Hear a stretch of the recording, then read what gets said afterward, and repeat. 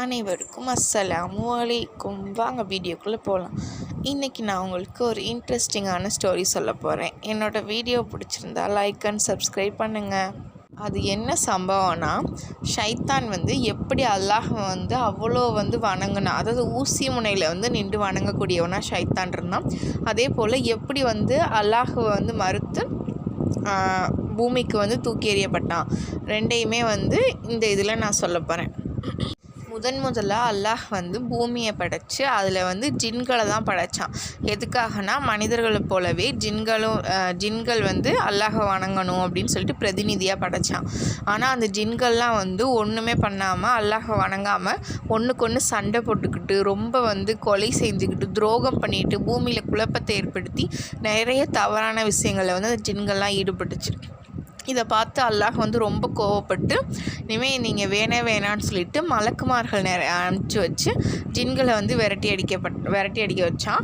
அப்போ தான் அந்த மலக்குமார்கள் எல்லா ஜின்களையும் அடித்து விரட்டினாங்க. காடுகள், குகை, மலை எல்லா சைடும்.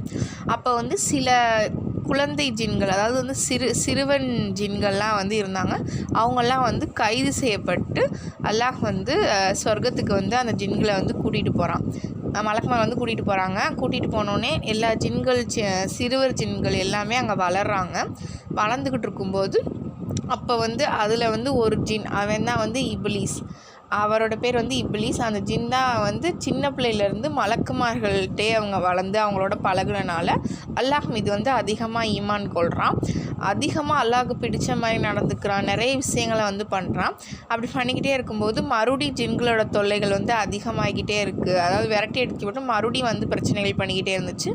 அப்போ அல்லாஹ் ஷைத்தான் என்ன சொல்கிறான், அதாவது இப்லீஸ் என்ன சொல்கிறான்னா, யாரெல்லாம் நீ எனக்கு ஒரு வாய்ப்பு கூட, நான் போய் அந்த ஜின்கள்லாம் விரட்டுறேன் அப்படின்னு சொல்லிட்டு முதல்ல ஷைத்தான் பூமிக்கு அந்த எல்லா ஜின்களையும் அடித்து விரட்டுறான். ஆனால் அப்போ முடியலை.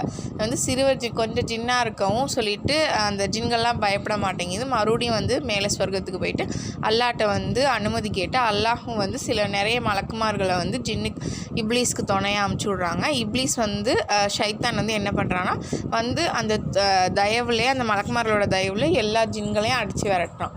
இப்படி அல்லாஹ்க்கு பிடித்தமான அனைத்து விஷயத்தையும் அந்த இப்லீஸுங்கிற அந்த ஷைத்தான் செஞ்சுக்கிட்டே இருக்கான்.